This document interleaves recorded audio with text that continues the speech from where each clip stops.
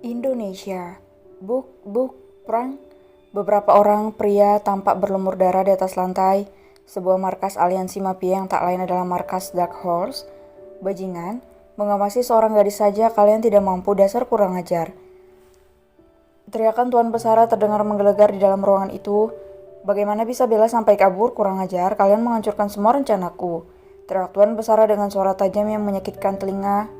Plak, puk. Tendangan demi tendangan, pukulan dan tamparan keras melayang di tubuh 3 anak buahnya yang dia perintahkan untuk mengawasi Bella. Pria itu sampai datang ke Jerman karena mendengar berita kalau Bella sudah tidak ditemukan di negara itu. Mati kau, teriak Tuan Besara. Ampun Tuan, ampun, ucap mereka memohon ampun.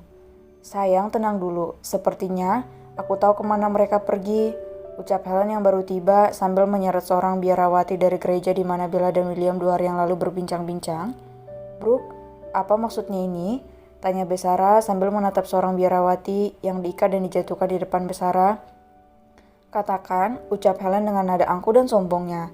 Saat saya hanya mendengar kalau mereka akan lari ke Indonesia, Tuan. Selebihnya saya tidak tahu apa-apa. Saya tidak tahu, saya mohon jangan sakiti saya. Hanya itu yang saya dengar. Ucap biarawati itu bergetar ketakutan saat melihat wajah seram Tuan Besara yang seperti siap untuk memangsanya hidup-hidup. Indonesia, mau apa mereka ke sana? Ucap Besara seraya mengingat sesuatu saat memikirkan negara itu. Helen, kenapa kamu bawanya ke sini? Dasar kau ini, cepat pulangkan dia ke habitatnya, jangan membuat kekacauan. Ucap Besara. Cak, aku membawanya paksa agar kau percaya sayang. Ucap Helen dengan wajah kesal. Cepat bereskan dia, kirim mayatnya ke gereja itu, ucap Besara yang membuat biarawati itu terbelalak. Tidak, saya mohon, saya tidak akan bicara apa-apa, saya mohon, jangan bunuh saya. Teriaknya ketakutan, tubuhnya bergetar dan dia menangis histeris saat Besara mengatakan kalau dia akan dibunuh. Jak, sialan, kau terlalu ribut, ucap Besara sambil berjalan dan mengambil pedang yang ada di dalam ruangan menyeramkan itu.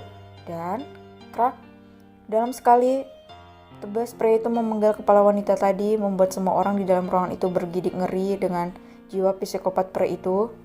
Bereskan lalat-lalat pengganggu itu, ucap Besara sambil melemparkan pedangnya ke sembarangan arah. Kau, bagaimana kau bisa sekejam itu? Ucap Helen terheran-heran. Tap.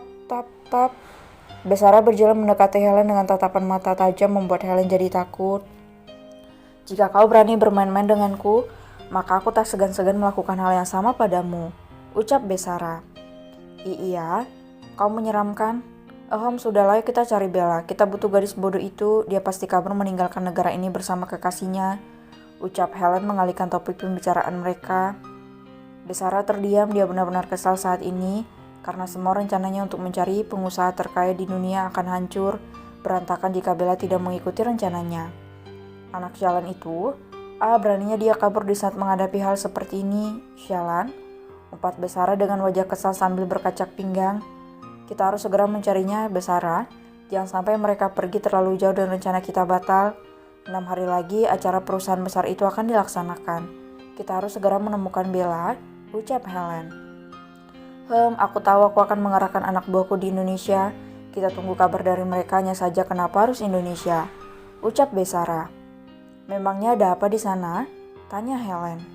Hanya kejadian masa lalu, aku pernah menculik anak seorang pengusaha terbesar di negara itu, dan anak itu malah hilang. Kurasa dia sudah mati.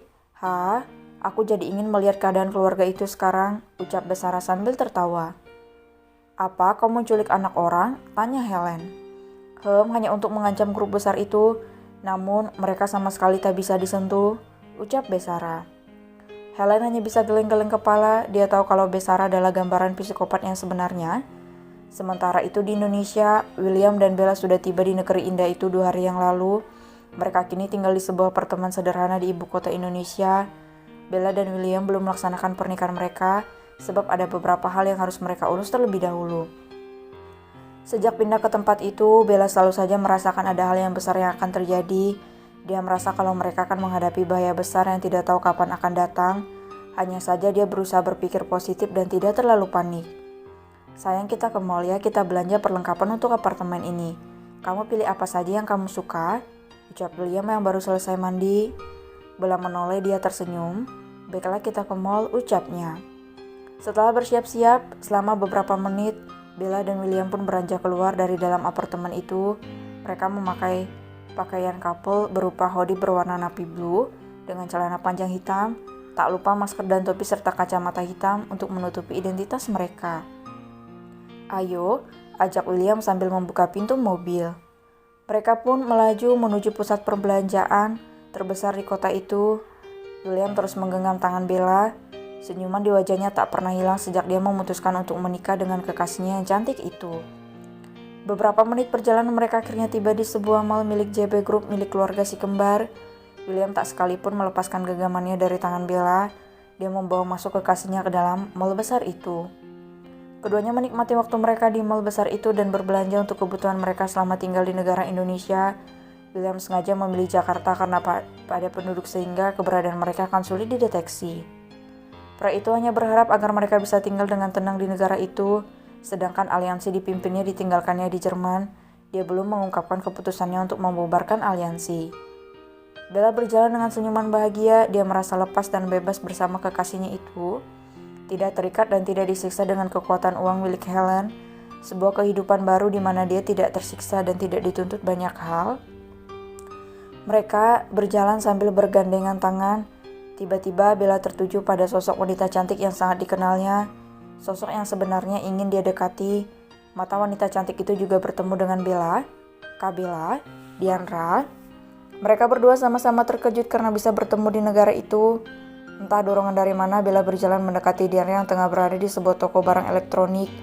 Diandra terdiam. Dia tiba-tiba teringat dengan kehidupannya di rumah Aniston. Wanita itu berjalan mundur, sedikit takut namun penasaran dengan Bella yang tampak berbeda. Diandra malah bersembunyi di belakang tubuh Sean, kakak angkatnya. "Kenapa?" tanya Sean terkejut. Diandra hanya diam dan menunjuk Bella dari belakang punggung Sean. Dia tampak seperti anak kecil yang sedang bersembunyi karena ketakutan. "Mau apa kalian?" ucap Repa yang juga ada di sana.